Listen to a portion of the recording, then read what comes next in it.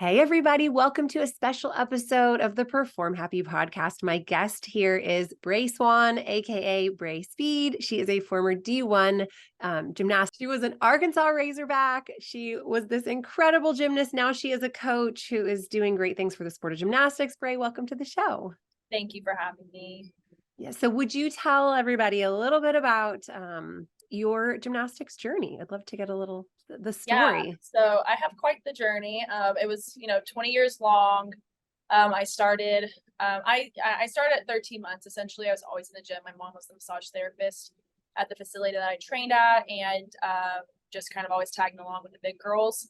And it was funny because the big girls I'd always tagged along with, their dad owned the facility, and he also owned a Cece's Pizza where my dad worked with him. And that's kind of how I got involved in gymnastics, was because who my dad worked for at 16, who the man still mentors him, and he actually was our officiant at my wedding. So very close family friend of ours.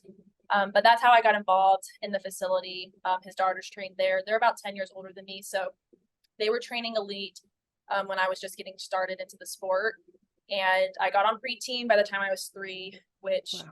Now in hindsight as a coach, that's extremely young. And I would never put a 3-year-old on my pre-team. I can't even imagine the No. bandwidth of a 3-year-old to do. No, I had to send one of my little 4, I think she just turned 5, and it was her first day of kindergarten, and she, couldn't have nap time, and she was just out of it. And I told her mom, I was like, let's just go home and let her sleep. I was like, it's been a new day, so just bring her back when she's used to it. So no, I couldn't imagine having a 3-year-old on the pre-team, but on pre-team at 3, started competing when I was 6, started doing the tops program at 7, did tops from 7 to 9, nationally ranked every year.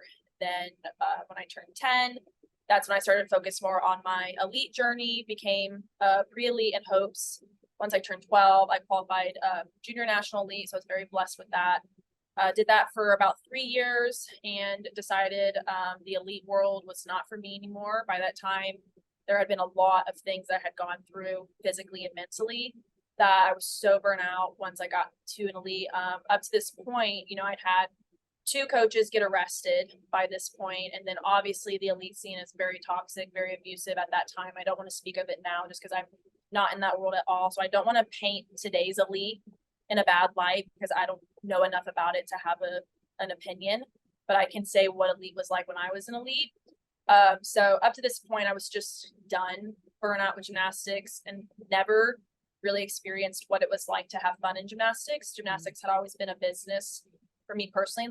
And the only reason I ever got through it is because I love gymnastics. It was, God put that in me for a reason, and that's all that got me through it. So, and during my elite cycle, I was having to go back to testify against one of the coaches that was arrested, who I was more involved in. I had, 2 get arrested, but the one I wasn't really involved in.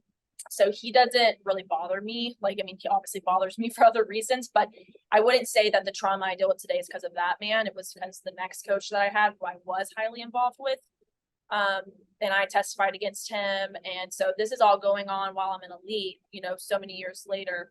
And obviously elite was very difficult, and I was just done with it. I was fed up. And to me, I kind of, at 14, I remember I was sitting at a Chili's with my family, and I was like, I just don't understand. It's just not worth it to me anymore, because I was like, okay, let's just say I go to the Olympics. Okay, great. I still want to go to college gymnastics. I'm not going to make it through college gymnastics if I go to the Olympics, most likely, because I'm going to be so physically done. Like, my body's already so damaged. And then mentally, I don't know where I'm going to be, and emotionally, am I still going to even want to be a gymnast? And that's not what I wanted to do to myself. So I stepped back from elite in 2011 and starting my freshman year. So it was a perfect time to kind of step down from elite and start focusing on level 10 to get a college scholarship. And that's what I did. I did level 10 for 4 years, all of my high school years. Right after my sophomore year is when I committed to a full ride to Arkansas. I didn't compete my senior year because I had tweaked my shoulder, and I decided to save my body for college, which was pointless because I ended up tearing my ACL my freshman year of college. So went through college, didn't compete freshman year due to my knee, and then I competed the other 3 years, was involved in the SAC community. I got the SAC community leader for my team my senior year from the SEC. SEC awards, became an All-American my senior year, which I was extremely blessed to have achieved. Didn't ever think I'd have achieved that, and I did. I didn't see it coming at all when they told me 3-time academic All-American. That's how I decided to end my career. I had a 5th year, but I was like, I'm going to leave on a high.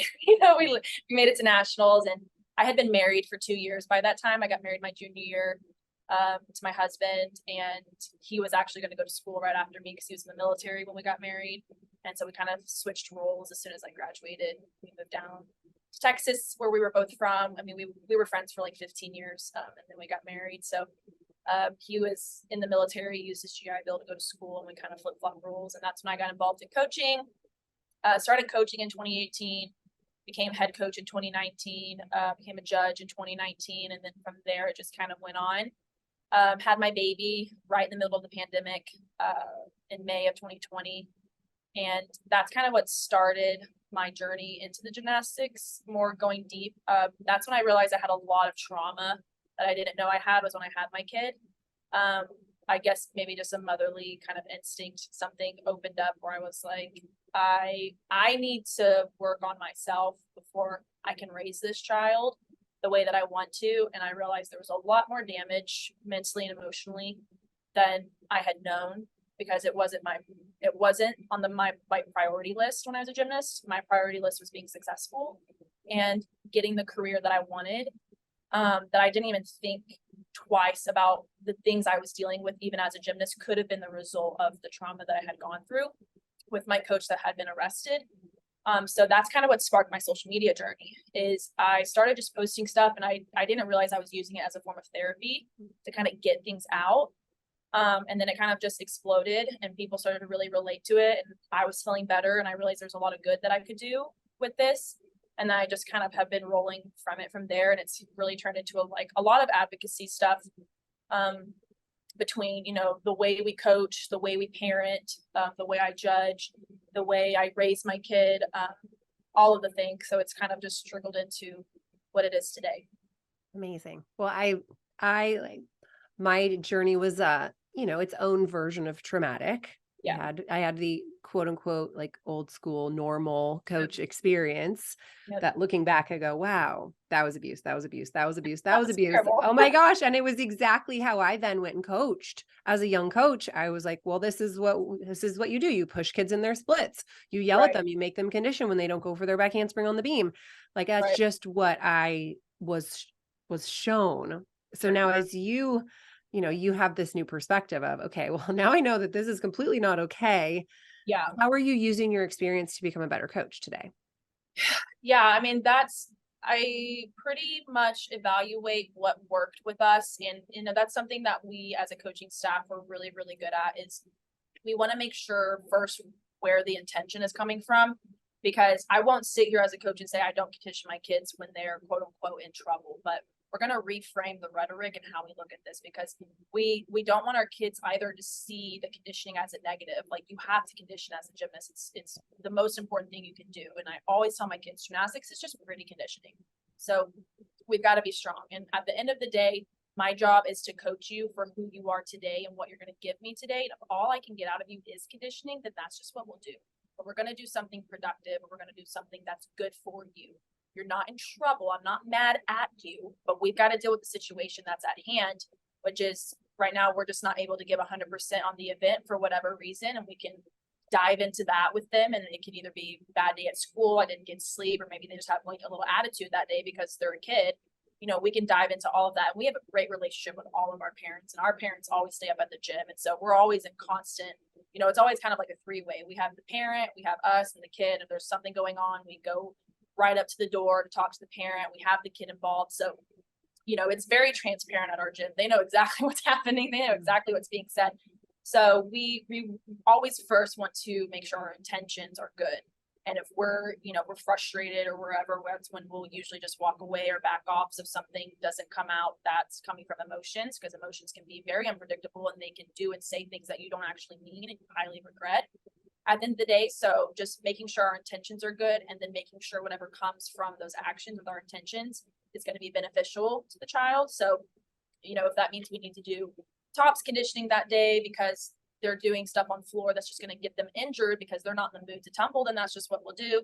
And we'll go talk to mom, and mom ends up talking to the kid, and the next event's great. So I think for me, it's just kind of evaluating what worked for me and why did it work? Did it work for me because I was fearful, or did it work for me because it was a good drill? Did it work for me because I was strong, or did it work for me because I didn't want to get in trouble? And that's something we're very transparent with our kids is, girls, and I just had this conversation actually with them yesterday, and with one of my girls training 7, I'm like, I've warned you that if it gets to a point where I feel like I want it more than you, I'm backing off.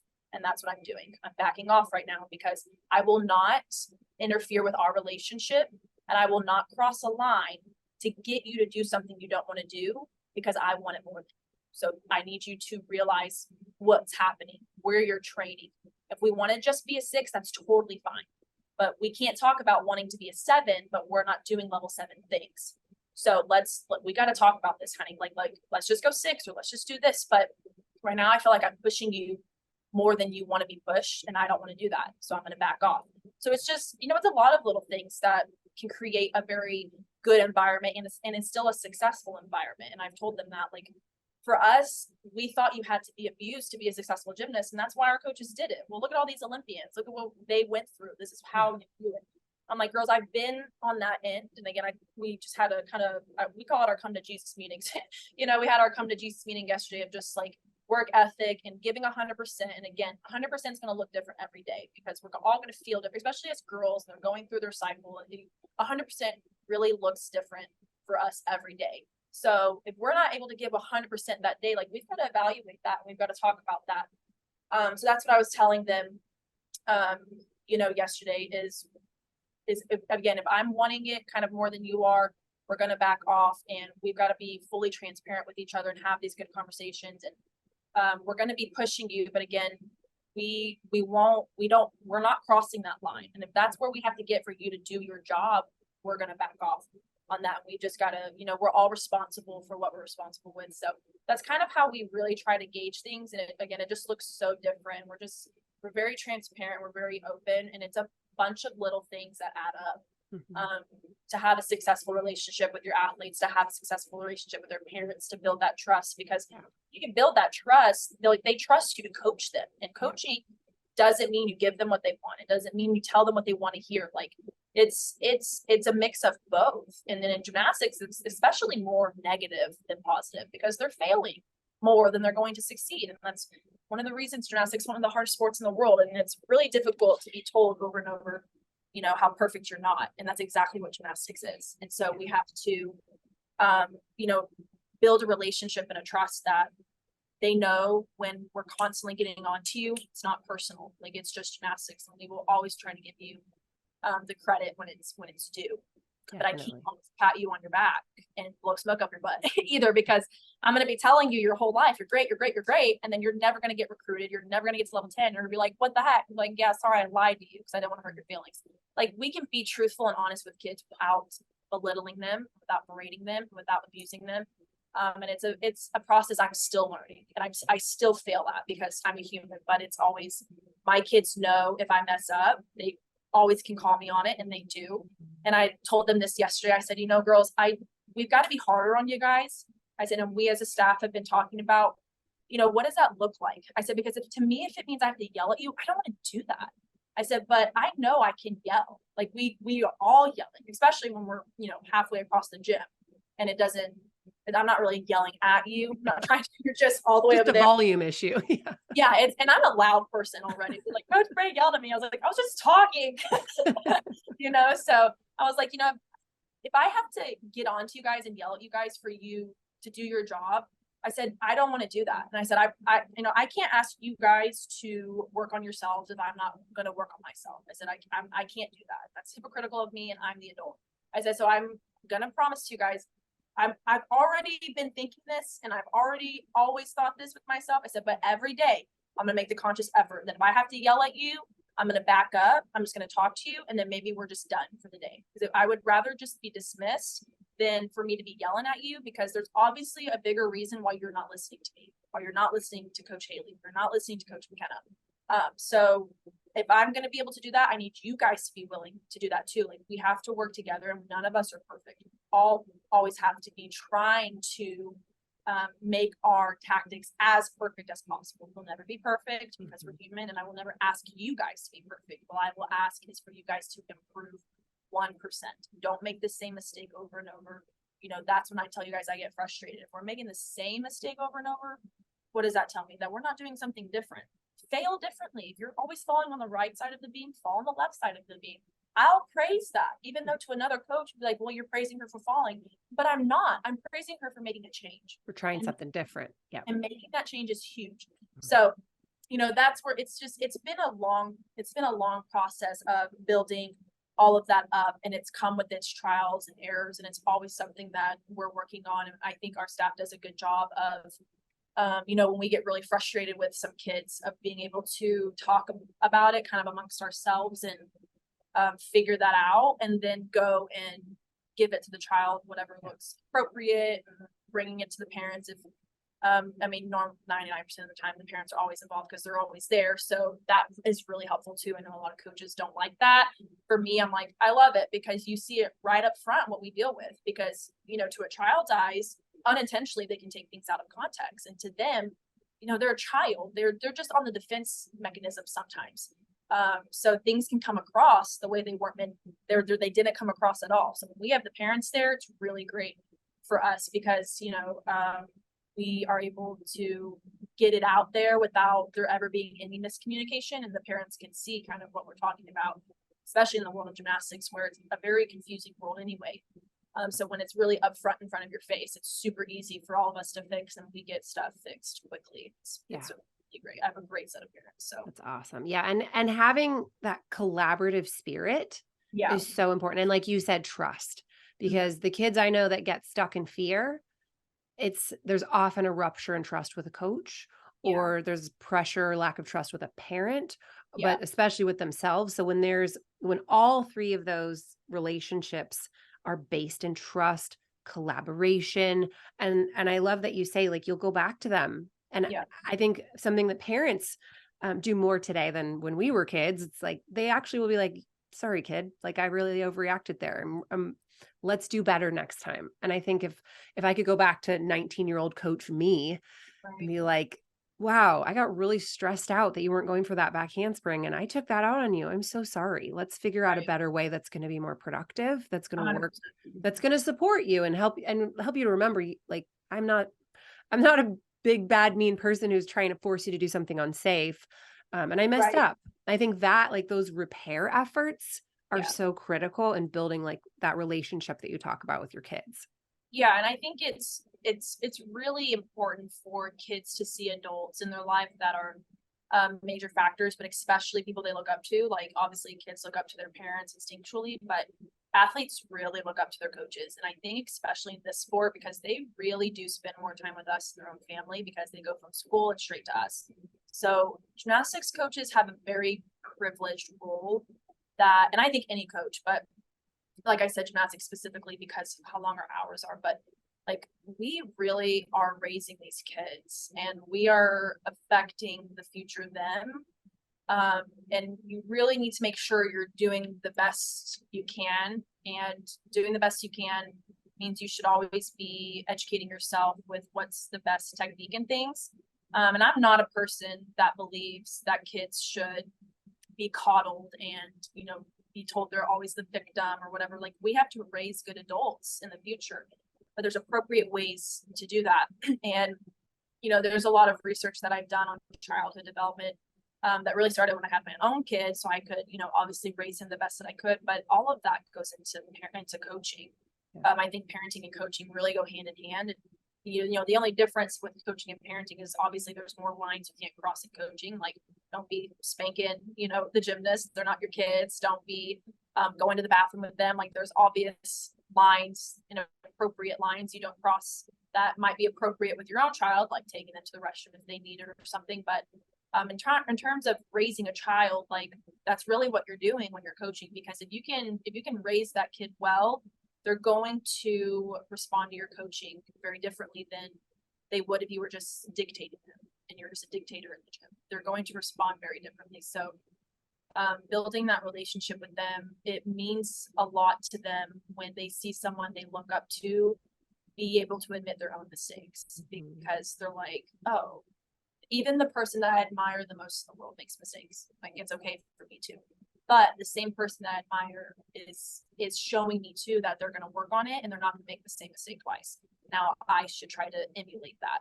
So I think it's really effective, and it's really important for the kids in your life to see that, you know, it goes back to the whole, like, well, you're just going to do what I say because I'm the adult.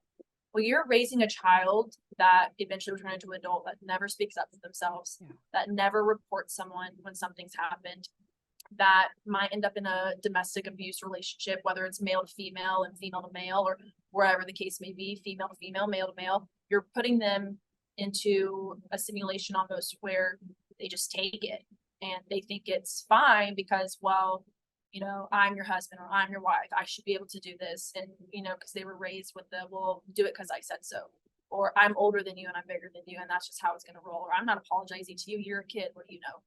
Kids, you know, kids are still kids, and there's a lot of, you know, limits I think kids have on their own decisions, but kids are a lot smarter than some people give them credit to. They're a lot more impressionable than people give them credit to, and they're going to take that, and they're going to see that they're essentially being gaslit in some of their feelings. Like, well, no, that did make me uncomfortable, but my coach is saying that shouldn't make me uncomfortable, and I'm just, you know, whatever. Like, your body's telling you that that's a red flag for a reason, you know, things like that. And it's a very hard line to walk, because again, it's well, I'm uncomfortable with that, so I shouldn't have to do it. That's great in some sense, but then there's some sense where it's like, well, I'm uncomfortable with that and I shouldn't have to do it, but you actually should do it, right? Like when you're trying a new skill, it makes you uncomfortable, but sometimes you have to get out of your comfort zone to move forward. But then there's, you know, terms in, like, if you're being sexually uncomfortable, especially as a child with the coach, that's when you shouldn't tell them, we'll just get over it, right? It's a very hard line. There's, you know, exceptions to the rule, and then there's not. So it's that's why it's so important to be as educated as possible, so you can divide those things up, because two things can be true at once too. So it's a very hard line when you're coaching kids and raising kids, because you don't want to gaslight them, but you also know there are times you're going to have to push them. And what does that look like? And I would say also there are times where the kid's going to have to really communicate well with the coach. Yeah. And that's, so when I was a gymnast, my method of communication was standing on the beam crying, because I didn't have a voice. I didn't believe I could speak up. And so then they'd go, what is happening? What do you need? And I'd go, I don't know. Why can't you go? I don't know. I was so out of touch with my body because of that. Like there was no consent. It was, you do it. And then I'd try and my body wouldn't do it. And I'm in tears and I'm stuck. And I'm like, wow, that was my communication method, because that was all that was allowed. Versus, you know, the kids I work with today, I'm like, no, you're like, if you're feeling off, the coach wants to know. When I was a beam coach, I want to know what's happening, because I look at you and I'm like, why are you not going? I have no information other than that you're standing there crying. It's way better if the kid walks up and goes, I had the worst night of sleep. I failed my test. I've been crying all day. I'm feeling off today. You know, if they come up to you and give you that information, then you can go, okay, so confidence baseline is lower. Let's adjust expectations accordingly and try to get you a win.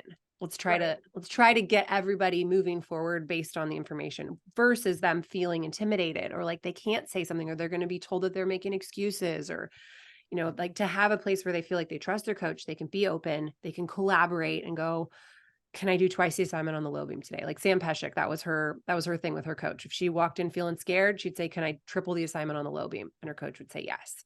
And it was like that two sides of, she spoke up, asked for what she needed. Coach was willing to be a little bit flexible and then also give her that loving push out of her comfort zone too, and go, okay, no, today it's high beam. Yeah. And to know each other that well, versus just the coach who's like, no, I said so. I don't care about your lunch or whatever. Or the kids that don't even speak up because it's not an environment where that's encouraged. Yeah, exactly. Yeah. And then, like you say, the parents too, to have that open communication with the parents. I mean, it creates so many fewer like weird blind spots of passive aggressive, not understanding what's going on. Yeah. So negative let's, genes. yeah. And you don't know, like you say, a hormonal kid and a mom who had a bad day at work. It's like, it's all about bad combo. And you're like, you didn't get any sleep because your toddler's in your bed all night. It's like, nobody's going to win that day. But so I'd love to go back to young Braie. And, you were in an environment that was, we'll say, abusive. Yeah. If let's say, I know you have a little boy, Mhm. but if you had a little girl who wanted to do gymnastics and you were not a coach, like Mhm. just, what would you make sure was in place in order for you to allow your little girl to walk into a gym? So I've actually thought about this because I'll do it with my son, because I don't think abuse has a gender Absolutely. block. So I think the first thing I would do is just ask the owner and the coach what safety precautions they have. If they have safe sport in place, are there regulations? And I'm a very open person. So I think genuinely, if I really wanted my kid to be on a team, I would probably ask to meet with the coach and the owner and just kind of let them get to know me and just say, in full transparency, I was a very high level, elite athlete. I get it. I get that the world of sports, especially competitive sports, has to be, in the word, obviously, competitive. I understand he's going to need to be pushed or she'll need to be pushed, and I'm fine with that.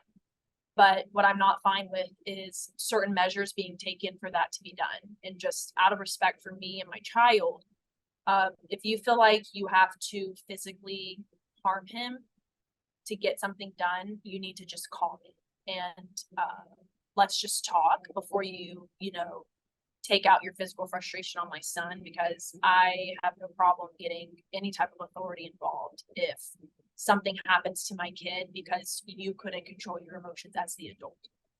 Also, I was very, sexually abused in this sport, and I am on high alert with any type of grooming or sexual abuse that might be going on. And, this is something that I've battled with, is I don't want to come on strong to any coach because I don't want to disrespect them, because I get it from the coach's standpoint. But, I don't want to come off too strong where they think I'm this crazy mom, but I also want to set, a precedent that, my number one job is to protect my kid. And I've seen enough in my sport where I have flags raised for right reason. And I just want reassurance from the people that I'm trusting my child with, which is the most precious thing in the world, is a child. Is I want to trust the adult that I'm leaving them with is going to keep them safe. And that looks like a lot of things. So I think for me personally, I would just be very transparent with the coach and the owner and just say, these are my fears as not just a mother, but as someone that went through it herself. And I don't want my child going through it. What can you do to assure me that your coaches are not abusive? What can you do to assure me that your coaches are good coaches, other than the homework that I'm already going to do? So I think having hard conversations like that, and conversations that make some people uncomfortable, is absolutely necessary when it comes to protecting your kid. And especially in sports that are very hands-on. And of course, they're the sports that I plan on putting my son in: wrestling, jujitsu. He's already involved in little gymnastics classes. I don't think I'll put him in competitively, just because there's not really like a boys' gym around us anyway. But, just especially hands-on sports where abuse could happen easier, and maybe I would say get away with it more often in a sport like gymnastics, or where you have to be very hands-on because they're spotting them, they're touching them, they're up on the ground with them, like whatever. So I would just want reassurance that this is a safe place for my kid. And I would assume that any sound human being that is listening to me and being like, oh, this lady's probably like been through it, and like I understand and kind of get where she's coming from. And if they're a good person and they're not there to do those things to kids, they're going to be transparent with me and they're going to give me all the assurance I need. And if they come back kind of hot with me and we're like, well, we don't owe you anything, that's a huge red flag to me. Absolutely. Like, I don't owe you an explanation. I don't owe, we run things how we run things. And if you have a problem with it, well, there's a door. Well, I will gladly walk out that door, because any person that's saying that, that's a control issue that I'm not getting involved with, because I won't be a parent that just sits and takes it. I assure you of that. Yes. Because again, I'm here to protect my kid, and you're just not going to treat me that way, and you're not going to treat my kid that way, and you're not going to treat other kids that way. Like, if I see it happening to other kids, like it's instinctual for me to be like, what are you doing? Like, it's about like, what are you doing? So I just want to get involved in that to begin with. But that's the first thing I think I would do, is just, I would try to gain the coach's trust in myself, where I'm like, I promise you, I am not a helicopter mom. I'm not a crazy mom. I was a high level athlete. Like, I get it. Okay. But again, I'm here to protect my son. I'm here to protect my daughter. So I hope you can trust me enough that when I bring a concern up, it's a genuine concern. I assure you, if my kid's crying because you're making him condition or he's being pushed, you're not going to hear anything from me. I get it. I get kids cry. I get they throw a fit. I get they might be having a bad day. I get it. I get it. I get it. But what you will hear from me is my kid comes home crying, say my coach, grabbed me really hard and shoved me, or they made me feel sexually uncomfortable. And these are things I know my kids will share with me, because I'm raising my kids to be very open about their body. Like, my son only knows anatomical terms for his body. He doesn't know like what a wee-wee is. Like, he knows that's his penis, that's his testicles, things like that. So he's going to come to me and be like, he made me feel really uncomfortable near my penis. He was really close to him. And be like, red flag, that's the stuff you're going to hear from me. But you're not going to get an email from me every day saying, well, he came home that you hurt his feelings because you told him he wasn't working very hard. You're not. Say what you need to say to him. I get it. You're the coach. But again, there's lines that I feel have been crossed. Like, I want to bring them to you out of respect. And I hope you can respect me enough and trust me enough that if I bring something to you, it's for a valid reason. So great. Okay. Now thinking back to you at age, let's say 12, things are ramping big time. You are in the fire of this like elite moment in life. If you could go back and give that girl some advice that might head off a little trauma, or make, give her a little bit more chance for happiness. Would you change anything? Or do you, believe that, okay, this was just your path? Or what advice would you give her that would help her to have a better journey? Probably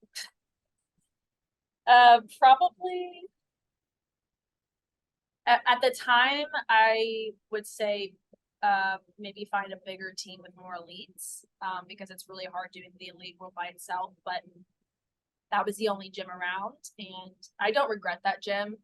And I still, am in a good relationship with that elite coach. Me and him had our issues, and there's a point where his whole competitive team left him. And we went to another gym, and that's when I stepped down from the league. And that kind of changed him, and much, much better now. Now he's married and has his own kids. So I think he has a totally different perspective, but he completely changed. And, that's kind of all we can ask of people, right? And I went back to him my senior year, and that's whose gym I give credit to, because he really did just about do everything for me for why I was able to even be recruited in the first place. I got the majority of skills that I have because of him. And, I had my foundation from another coach, but majority of everything came from my elite coach. So I wanted to go back to him my senior year, because I could tell things had changed, and, him and my dad had a good conversation. So I went back to him, and I don't regret going to his gym at all. And I don't regret being coached by him. I do wish, and I don't know if this is something that I would advise to myself, or if I would have been able to advise to him, is just to remember that little kid that you're coaching is a kid. Like, she's 12 years old. There's a lot of pressure she already has on herself, and you don't need to be adding any more pressure on her. And again, this is not a business transaction. She's a child. You can't do business with children for a reason. So remember that you're coaching a kid, and that kid is tired. She's working out 40 plus hours a week.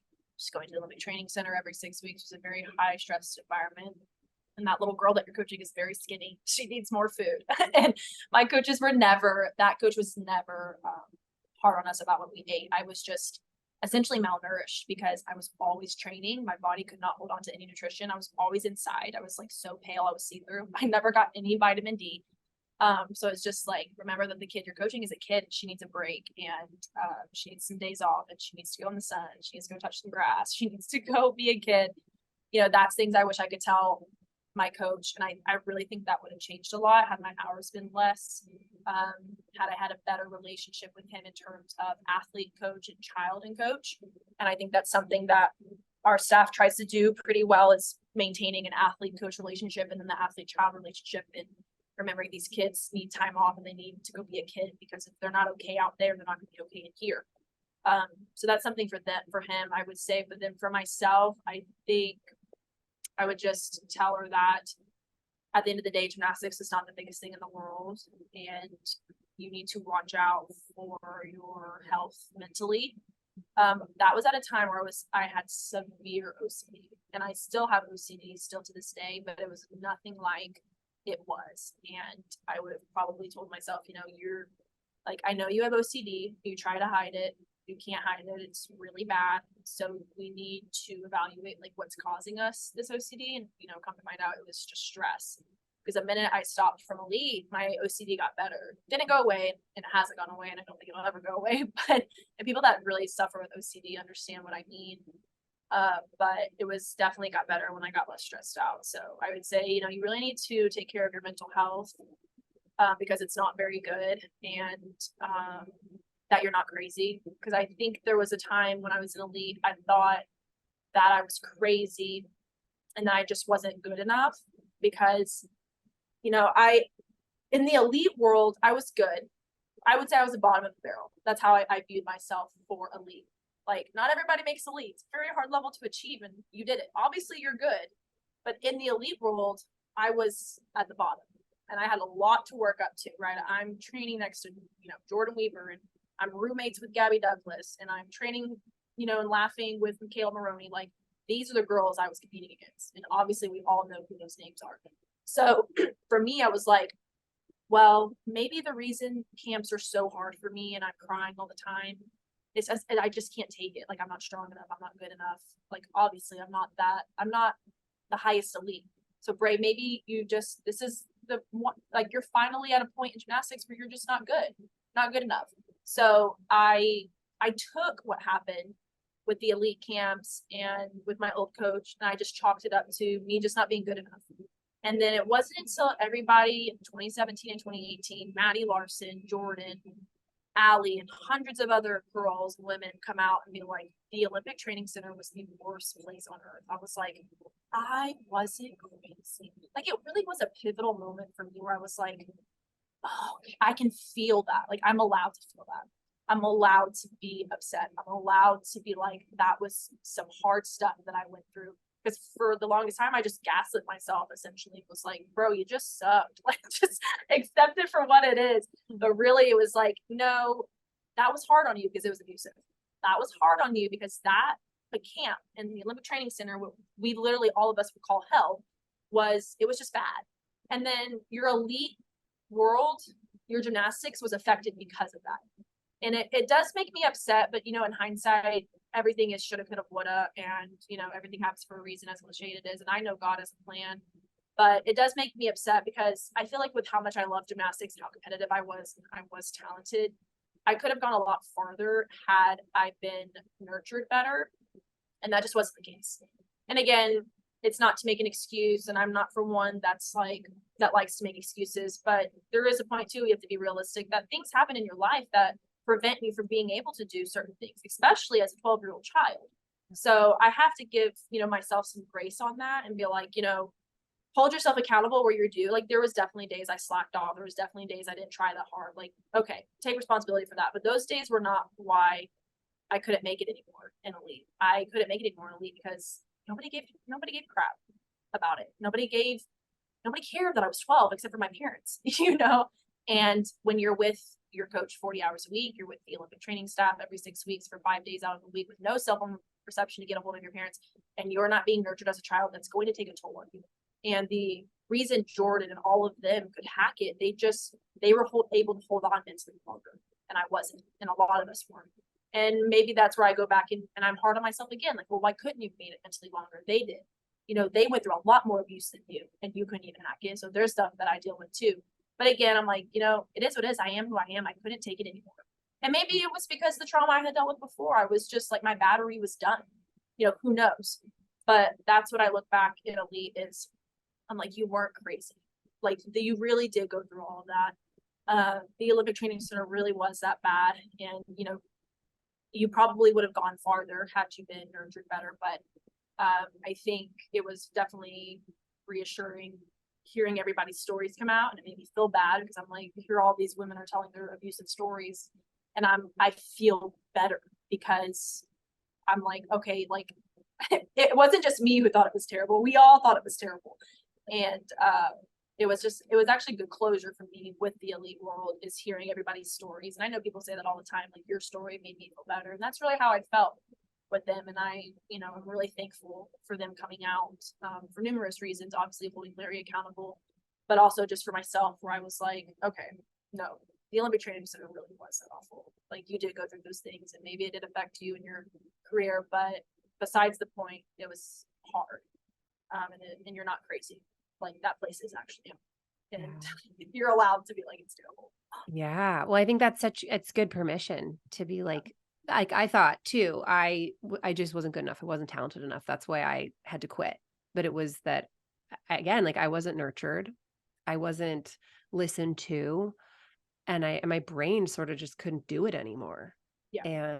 And I think a lot of coaches are like, try harder, try harder, try harder. Where really it's like the right kind of pushing out of one's comfort zone with that nurturing. Like, just imagine the amazing gymnastics that can come from this place forward. Yeah. If coaches just are like, okay, we're not going to abuse kids anymore. Great. Let's nurture kids. Let's listen. Let's try this. Let's try something different. And then I'm seeing over and over these happy kids performing really well. Right. So, like, let's do that. I think college gymnastics is a perfect example of that. Is, you get all these used to be elites, and they go to college, and like, the college gymnastics is the best years of my life. And even some gymnasts deal with crappy college coaches, but it's nothing compared to what we dealt with as an elite. And there's a reason we become happier usually in college. And it's because college is about having fun, and we're being nurtured, and we're training less, and our bodies are being taken care of better. We have those mental health advocates for us, and we feel free, honestly. Yeah, imagine if the club level could have that same energy, right. that same support. That's exactly what we're trying to do. And we know obviously it's going to look different because they are kids, but I talk a lot with, especially my other coach, who's McKenna Kelly, who's an LSU gymnast, and we compare back and forth, and that's at the end of the day, I think the difference in what we do versus what we were given is, at the end of the day, like, you guys, I wore my leotard. Like, I'm very happy with my career. Are you going to be able to say the same when you're done with your career? And that's 100% up to you guys. We'll give you the drills, we'll give you the conditioning, we'll give you the guidance, but at the end of the day, we cannot, and I was like, actually, I can force you guys to do it if I really, really wanted to do that, but I will never do that. I will never force you guys to do something you don't want to do, but you have to be okay with the consequences that come from that, good or bad. Good choices, good consequences, bad choices, bad consequences. So if you're really not going to try, if you're really not going to work hard in and outside of the gym, then don't complain about the results that you get. Be okay with it. Like, we all have had to be okay with our results. We're not all just so happy with our lives. There's things that I wish I would have done differently in my career. And probably the other coaches. So learn from us with that, and then go and do your own career, go do your own thing. But this is 100% up to you guys. And we always use the analogy because it works better in the brain. Is like, girls, I can saddle my horse, I can guide my horse through the forest and show my horse the water, but I cannot force this horse to drink the water. I can try to shove his face into the water, but now all I've done is the horse still doesn't drink the water, and I've abused a horse in the process. I was like, so that's where we're at. And it's a perfect analogy with parents too, because it really gets them to understand that it's not personal. Because again, it's very instinctual as a parent. Mama bear, it's a saying for a reason. You will destroy anybody that hurts your child, whether that's feelings, whatever. But you always have to be reassuring the parent too that, I know this is really hard for you to watch. I know it's hard for you to watch me get onto them. I know it's hard for you to watch them fall. I know it's hard for you to see me tell them, you need to get it going. You need to have a tough talk with them. But if you trust me, and I know you have these tough talks with them at home, then we are a team. So giving that analogy to the parents too, of like, I've done everything that I can do for her. It's up to her. I've led the horse to water, and now they have to drink. It makes them feel better to be like, okay, the coach, obviously is not here to hurt my child, but to guide them. And that, maybe my kid's not as perfect as I thought they were. Maybe my kid, my kid can make a mistake. Maybe my kid can mouth off. Maybe my kid is acting a way that they shouldn't be acting. It kind of makes everything a little bit more realistic, and we can be logical more than we can be emotional, right? So that's what we want to be, because I know we are more emotion based, or we can't be in a situation like that when tensions are high. But if we can always go back to thinking logistically and then going from emotions from there, that really is, in my opinion, the perfect recipe of success. Be logical, be personal, let your emotions get involved after logic's been involved, and then we go from there. So that seems to be really helpful with us too. Awesome. Well, Braie, Swann, it's been so nice chatting with you. I really appreciate your perspective from all the angles now. Where can people follow you if they want more from you? Oh, everywhere. Instagram is usually the best place, but I go everywhere. Same username as Braie, AYY, and then my name twice. Great. And I will link to that in the show notes. Thank you so much. It's just been such a pleasure. Thank you.